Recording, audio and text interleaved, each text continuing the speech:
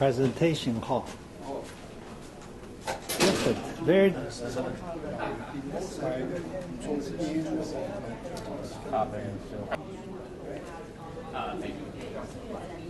要不要最后一点？找不到。然后那个email寄给他的话，他可以。现在他把这个 download 到这边反而有问题了。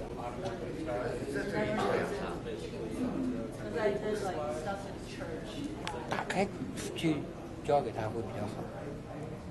哎，摆在这个上面。哎，对对，现在摆在这里，展览。他们来个人来拿就拿盒子。不一样。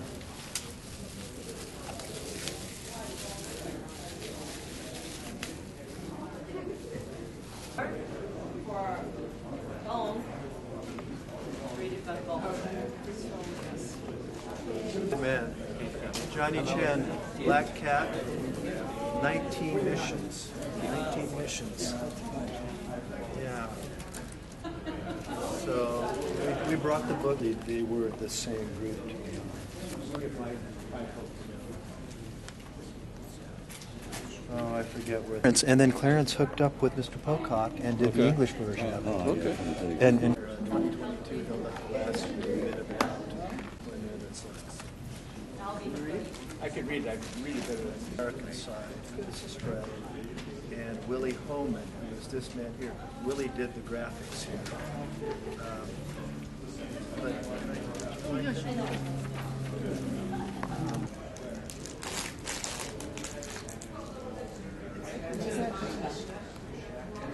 Yeah.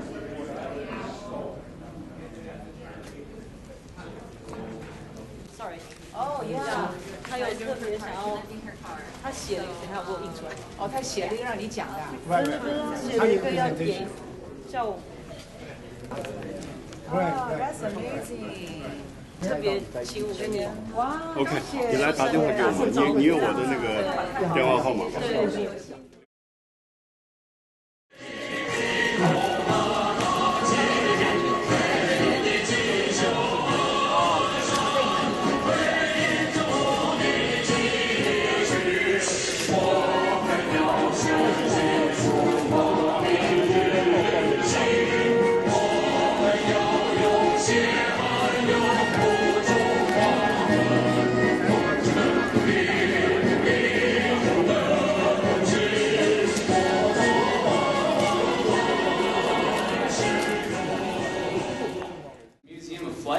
And tonight's program here in the Skyline Room, as we celebrate the Lunar New Year here at the museum, and tonight's presentation, which is a lecture and panel about the Black Cat and Black Bat Cold War reconnaissance squadrons. Well, welcome to everybody. We're glad you're here with us tonight. And to get things started tonight, I want to introduce our panel moderator, Anchi Tan Miller.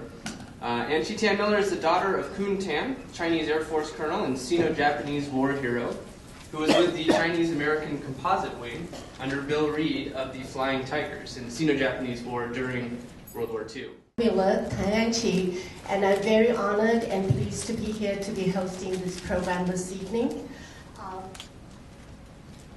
about the Cold War reconnaissance missions, remembering the Black Cat and Black Bat missions from the 50s and 60s.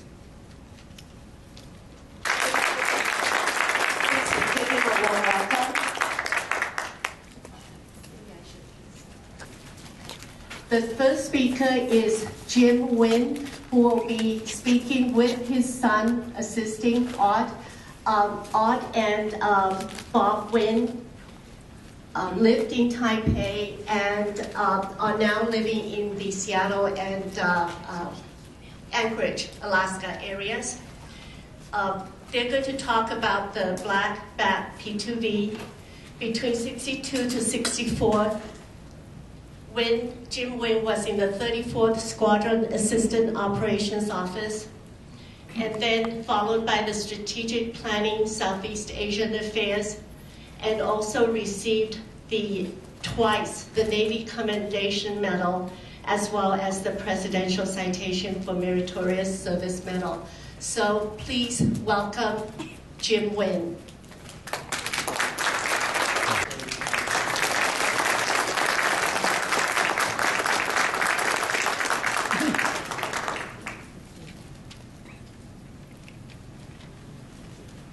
Now, please welcome with me Wang Yizhen.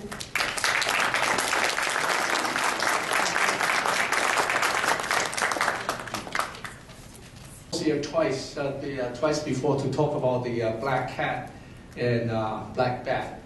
And then someone suggested to me that I should combine the two into one so that people can know the story of these two unique squadrons in one setting.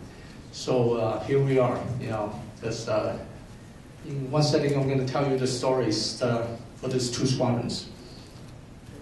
Like Angie said, I'm a retired Lockheed aerospace engineer.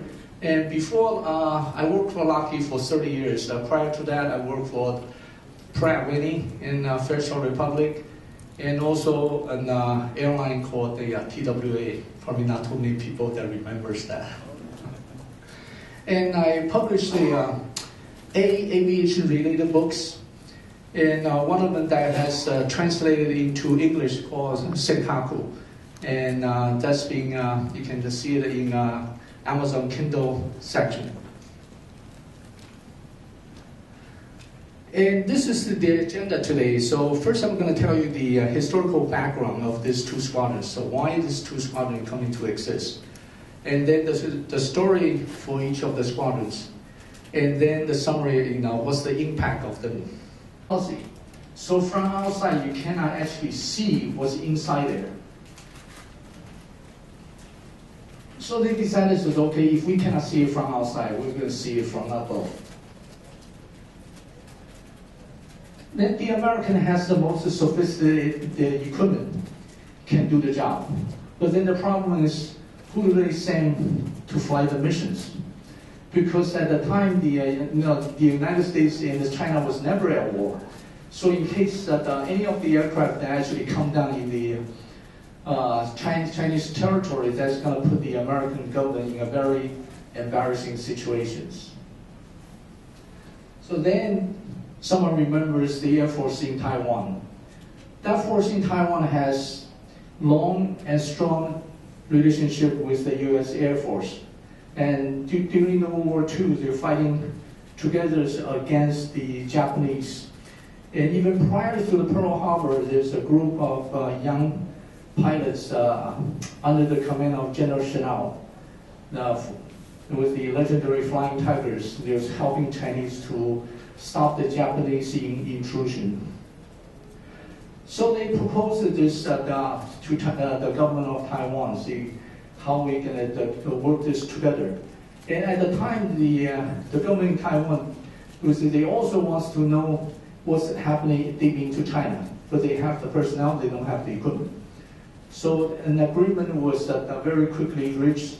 The United States will provide the equipment, and the Taiwan will provide the personnel to do the job. CAT is actually working with the CIA to doing the photo reconnaissance deep into China to take the photos. And the Black Bat is going there to take the electronic data for the SAC, which stands for Strategic Air Command. What do they need the electronic data for? Because in case there's a need to sending the bombers deep into China, and the data that get from by the Black Bat will help them to develop the electronic countermeasures to blind out the communist radar. Okay, so these two squadrons will form a side. Okay, that will come.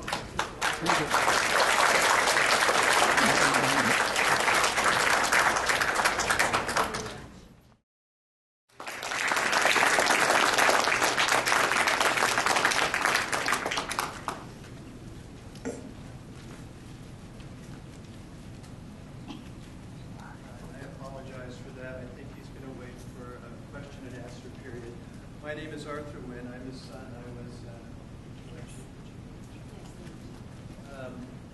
I was with them when we moved to Taipei in 1962. Belmer Arnold James Wynn, Captain U.S. Navy, retired. He's a native of Tacoma, Washington. He was attended the University of Washington as well prior to entering the Naval Aviation Cadet Program in 1954. He completed his naval aviator training in September of 1955. In March of '62, he was a flight instructor stationed in Texas, and when essentially the orders came in, so he reported and received his orders, and in March of 1962 was transported to the Headquarters Support Activity, Taipei, Taiwan, as the Assistant Operations Manager. With his knowledge and experience, he was next attached to the Pentagon, 67 to 69, part of the working group planning level for Southeast Asian affairs, advising the Chief of Naval Operations. So not only did they put him into the theater there, and he learned much about what is going on in Southeast Asia, later on they brought him back and put him on the committee that would generate the various plans that they had on contingencies, one of those committees that makes plans for what could happen next. Slide 2. While he was there, he was actually responsible for training on multiple aircrafts. The S-2, which is also there. All of the insignias were basically signage that would slip out. So when they would go on their various missions, they would either remove the appropriate markings, or perhaps it was time to put in the CAF markings instead. So the plane was very configurable depending on what the mission was and how it was to be identified during that mission.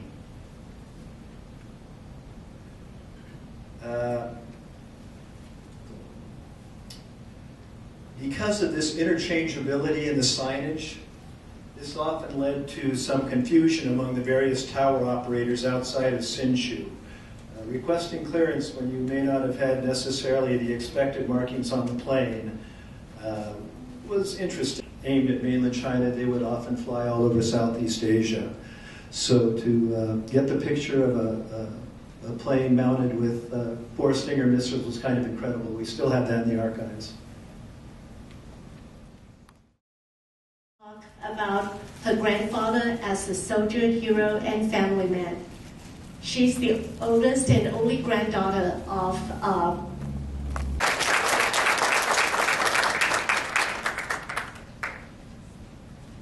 my grandfather, and I was raised by my grandfather until I graduated from elementary school. And I actually grew up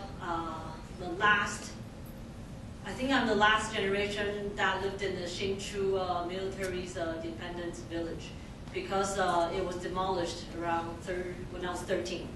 So it's no longer there. And I moved to Canada with my parents when I was 12. And my grandfather has been my closest family when I was growing up. He never talked about, he never really talked about anything about his confidential missions at home. It was decades later when the Project Magic Dragon, that's how he told me, but later on I realized it's called the Heavy T Project. It was declassified. And then the Black Bat Squadron Memorial Hall, which is this, was established. And finally their deeds were gradually more known to the public, and more people were attracted to get to know them. It was then I began to ask him about the details of his stories, as I knew he was in the Air Force at the time. That was when I started to ask questions. He began to let out the secrets behind and buried for many, many years in his heart. Then it was then I began to know his first-hand description of his past. My grandfather was born at the early stage of the Sino-Japanese War. When Shanghai was at war, he moved to Nanjing. Just a few days prior to Japanese Nanjing massacre, he escaped to Chongqing with Japanese troops chasing behind him. Were fresh and blood human beings, with love and care and value of life. Unfortunately, they didn't survive and devoted their lives in the common belief and cause. They made the Black Bat Squadron to be proud of, and my grandfather tells me He is always proud of Black Bat Squadron, and I am honored to be standing here on behalf of my grandfather, Cho Ming-ho. And this is the certificate after he completed the Heavy T project. Yeah, and this is his picture when he was in the Black Bat Squadron. And this is the picture of my family. That's him in the middle. That's in the middle, and this is my mom and my grandpa's 2 sons and my grandma. And he couldn't attend here with us because he's going through some health examination, so he had to stay in Taiwan. And my mom happens to be away at this particular week, so she couldn't attend. And this is just a picture we took during Chinese New Year. So I thought to show you guys the part. Yeah. And this is our whole family. Everyone is here. And thank you for listening to me. And yeah, I email it to you.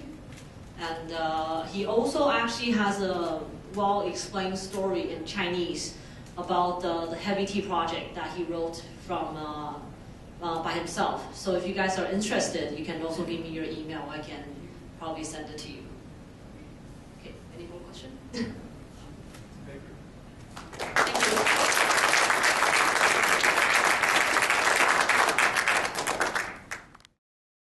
By Sarah Yin Huaiping, Yi Jingding, and Yang Zhaosun's oldest of 4 children, and she's also a retired Boeing IT manager. And so welcome, Sarah, to talk about your topic, My Dad, Black Bat P2V Pilot. Welcome.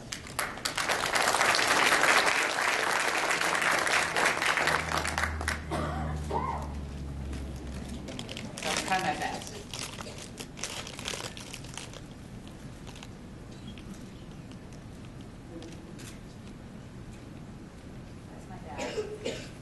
Really young.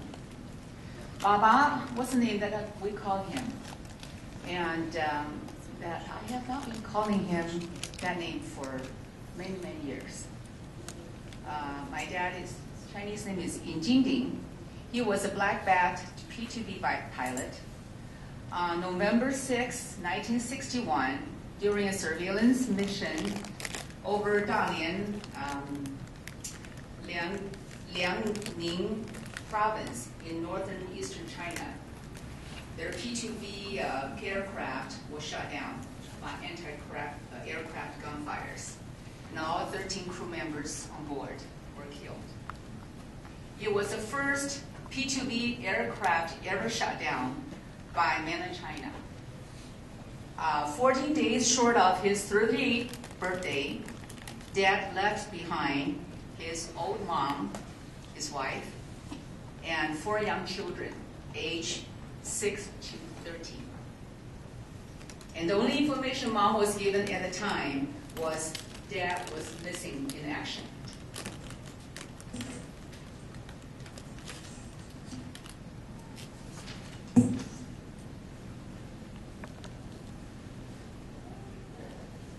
Dad was born on November 20th, 1923, the youngest of 13 children. After he graduated from the Air Force Academy with high honor, he was sent to U.S. for special training for roughly 2 years. And photo that he was in the Black Bat Squadron, and I don't know how to show this in there. Anyway, he was the second row, and half face was hidden. But I think that was kind of a special ceremony that some high-ranking officials like Yi Fu-en was there in the middle, and the one in the back was actually the son of Chiang Kai-shek. They were there to present some medals. And my dad is on the right-hand side.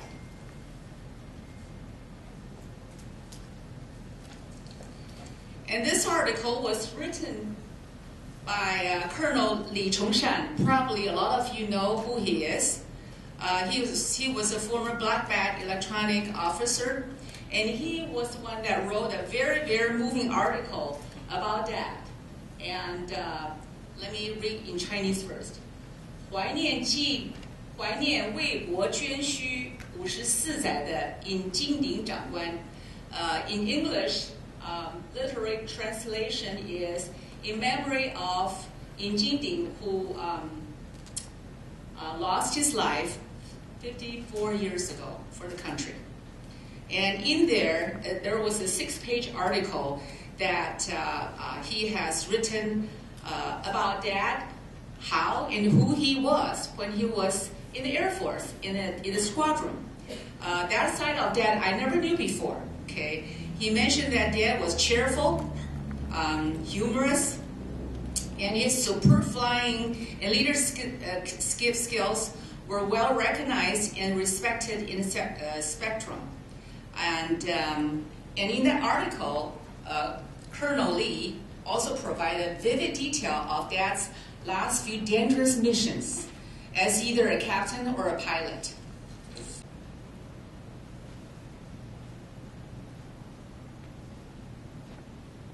A few words that were said by my uncle, who was the youngest brother of my mom on the right-hand side. A few words that he said, pretty much said about what Dad was like.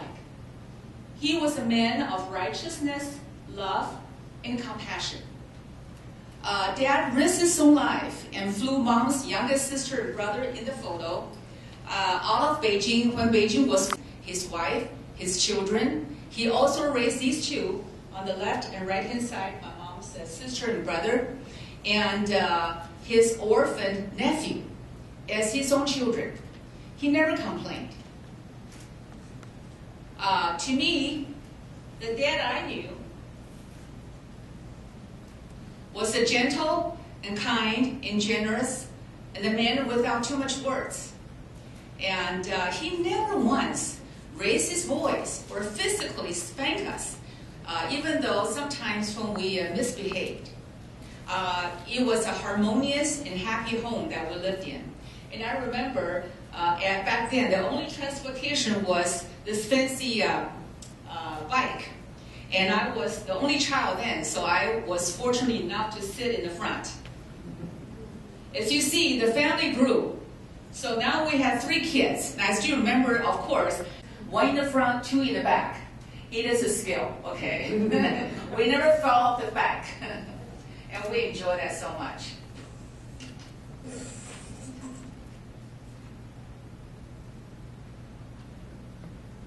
And this was a very precious photo.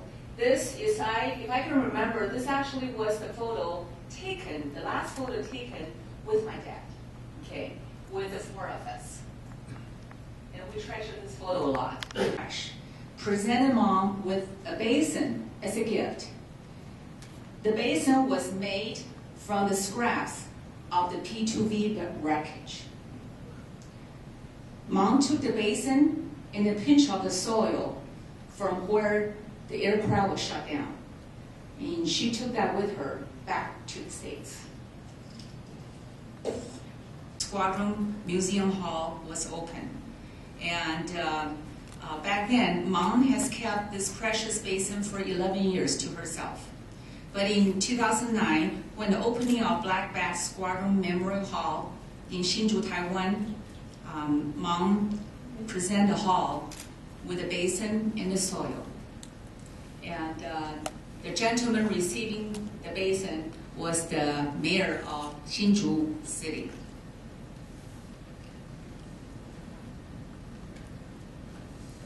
And as you can tell, when my dad passed away, we have 4 siblings.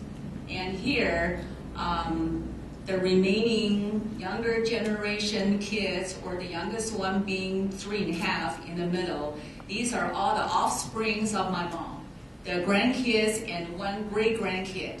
And they all flew from United States to Hsinchu, Taiwan for this special occasion, the big.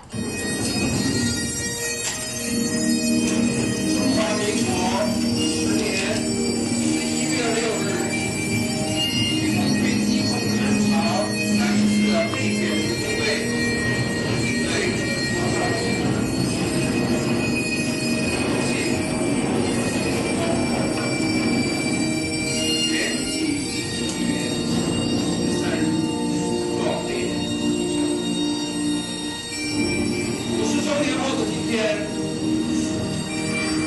在此向这些先烈们致最崇高的敬意。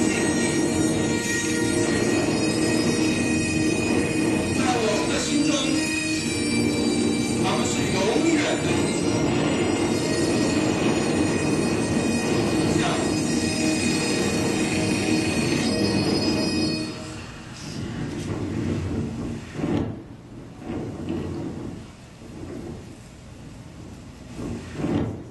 Thank you.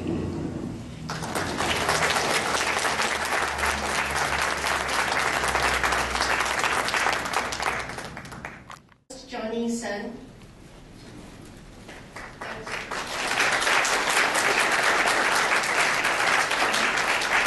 And then Mr. Chen Wei will follow. Okay, here's the. 5 years in the squadron. We have total missions, 18 missions. Luckily, I'm safe. Thank you for coming tonight. My name is Chen Wei, and I work in the U2 flight 3 years, only finished 9 missions. Thank you.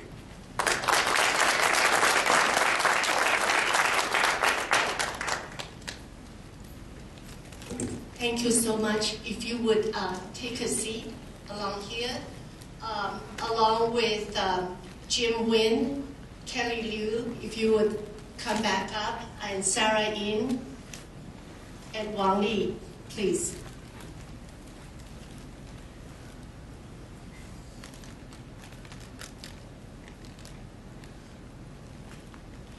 The audience is welcome to, if you have a question or specific question for the panel, if you would direct your question to the specific person. And again, like I said, they have a microphone that they could respond. And what we'll do for the questions, raise your hand and I'll bring this wireless microphone around the room to you. We want to capture your questions. Thank you, Tail. And I'll try to bounce back and forth across the room and make sure we get everybody we can. And just a quick reminder, we do have the Seattle,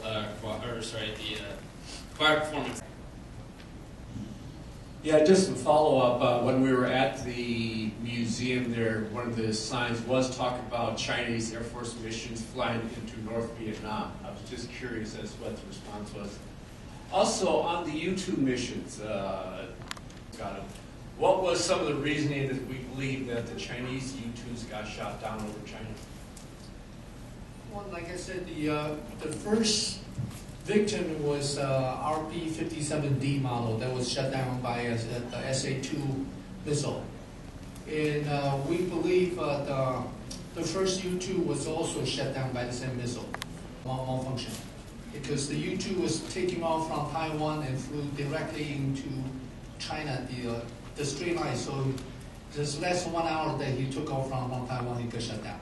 So it's, then he never sent back any the information about the engine problem. No. So just the missile. U-2 aircraft was installed one system to defend herself. That's called System 20. That's to looking for the rear side of your tail. Because you're so high, nobody can get to you from level 5. So he gives you a warning if you have anybody coming from below and rear. So on my mission, I would fly down to the north. Somebody is coming from my rear side on the left. According to our tactic, we have to make evasive maneuver only, because it's the only way to save our life. So I make a left turn, and after turning maybe nearly 60 degrees, the warning system is gone. So I turn back. Because our flight plane is very precise. When they were chasing me, and I'm lucky, I'm still surviving. Thank you. add that a few years ago, the Minister Shannon actually had the opportunity to meet the MiG-21 pilots.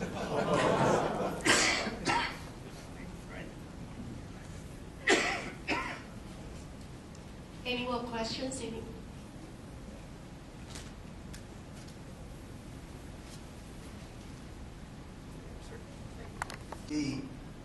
Back in those days, how did you find your way, navigation-wise, especially when you're by yourself, you don't have another navigator in the plane to navigate for you? Whenever the cloud broken, you try to find a way.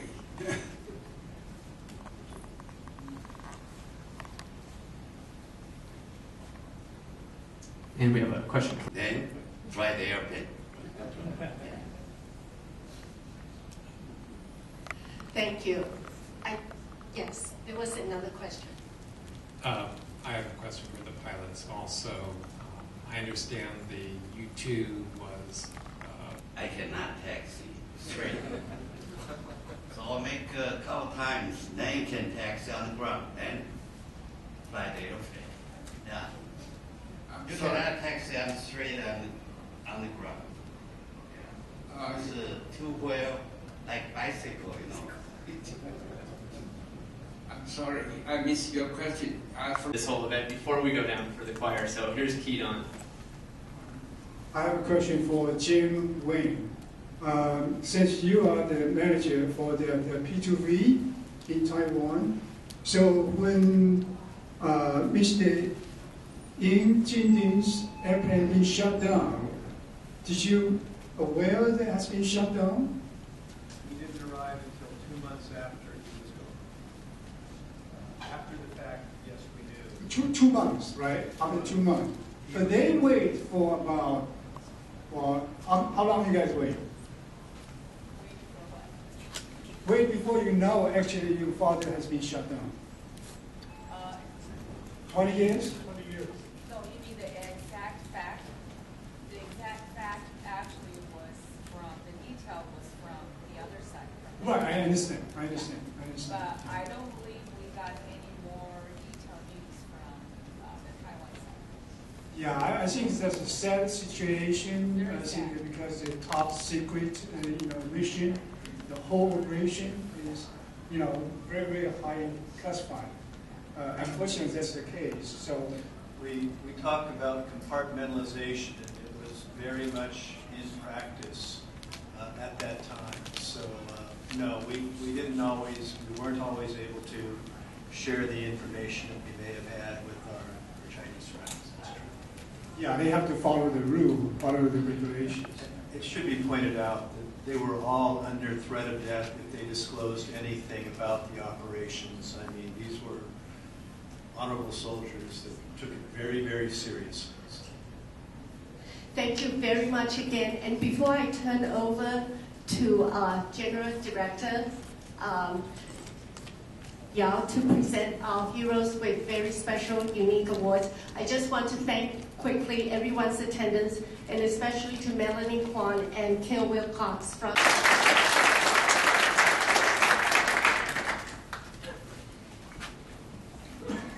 Thank you very much, Ms. I was supposed to give the opening remarks, but I ended up giving the conclusion remarks. But what I'm going to say is still very important. That is to express our appreciation on behalf of the government of the Republic of China, Taiwan, and on behalf of my office, Taipei Economic and Cultural Office in Seattle. Today's event would not be possible without the efforts made by Mr. Ki Dong and the sponsorship of the Seattle Museum of Flight, the support of the RC Veterans Association in Seattle, and other related overseas Chinese associations, and the assistance of our friends, including our American friends, especially those U-2 pilots who literally participated in the missions, and those P2V pilots' war-bereaved families who make their appearance here with us today, despite the defying hardship and the long journey. So I want to extend to you our most sincere appreciation. And as Mr. Wang mentioned, that the passing of General Hua Xijun, which I was very saddened by the news. General Hua was among the first U-2 pilots and was recognized as the father of the ROC's indigenous defense fighters, FCK-1, named after the ROC's former president, Jiang Jingguo. And General Hua passed away on January 24 in Taiwan. His passing means the falling of another witness of the era of the Black Cat Squadron and the Black Bat Squadron, and highlights the significance of today's commemorative event that we are all here. And General Hua's writings make us realize that we indeed very much indebted to those members of the Black Cat Squadron and the Black Bat Squadron who sacrificed their lives for their beliefs and their love for their country. And the Black Cat Squadron penetrated deeply into mainland China 102 times for reconnaissance, during which 8 aircrafts were shot down and 10 pilots were killed. And the Waisheng Elementary School and Junior High School in Taipei are actually named after the first casualty and the badge designer of Black Cat, who mainly engaged in the low altitude reconnaissance missions, were equally fierce and remarkable.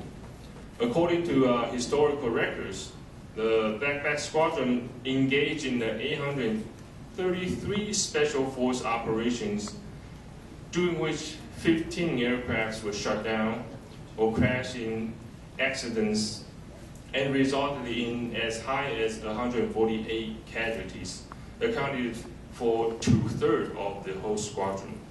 So these are both the Black Cat Squadron and the Black Bat Squadron have been one stirring page in the era of the Cold War. And it has become a forgotten page today due to its sensitivity in its time. Therefore, I urge you to carry the legacy of these brave martyrs as the best merits to commemorate them for their remarkable sacrifices for the sake of pursuing democracy and freedom. Thank you. It is my honor to present the award to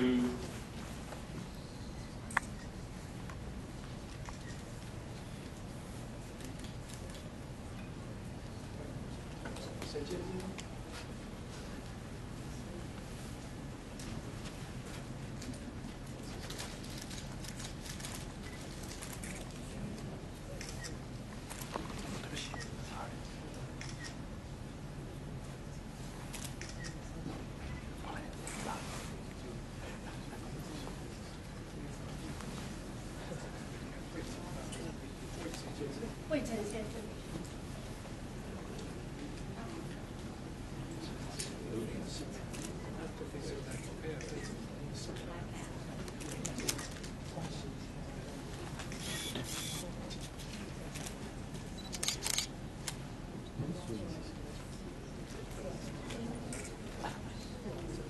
Sarah In, please.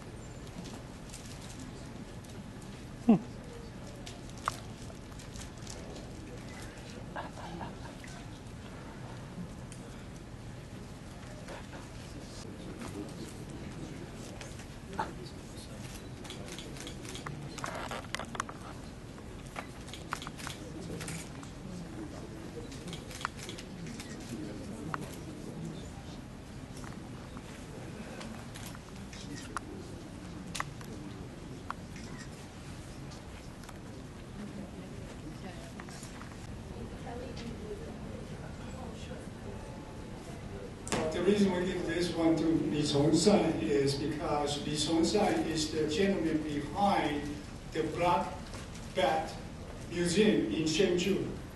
Okay, so we honor Li Chongsan 先生。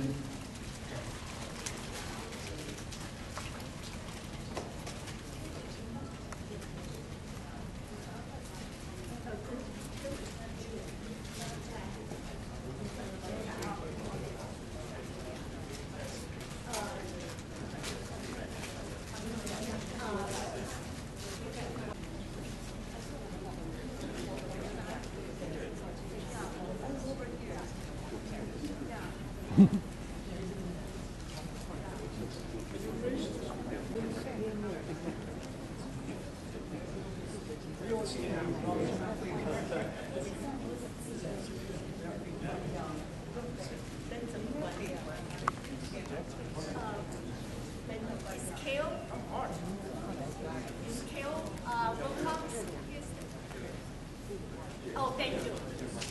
Thank you.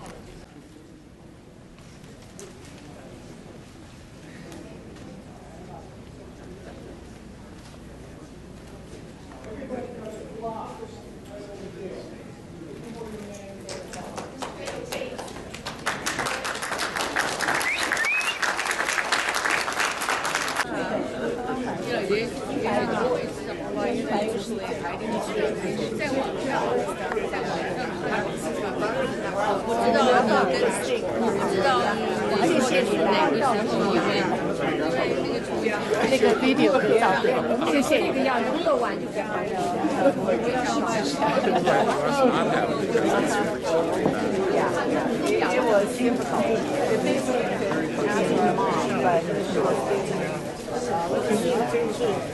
你每次来都是来了就走，现在就是同行客还是这个好到位了，还是那个一杯就是10几个钟头这个小意思。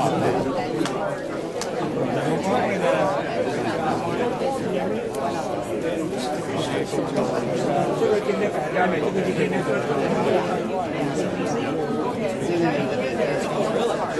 两位英雄，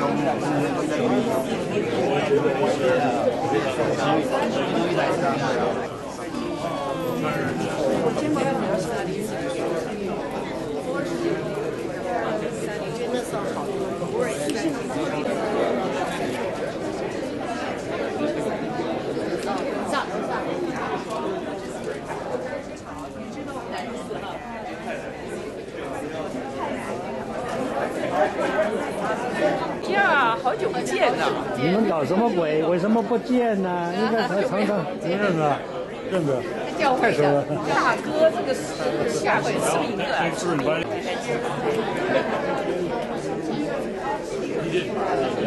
好，先认识我的肖红 ，OK， 然后我的 email，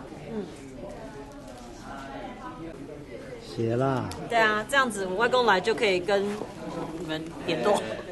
真的要联络了。嗯，真的要联络。哇，照这么大。你想想看。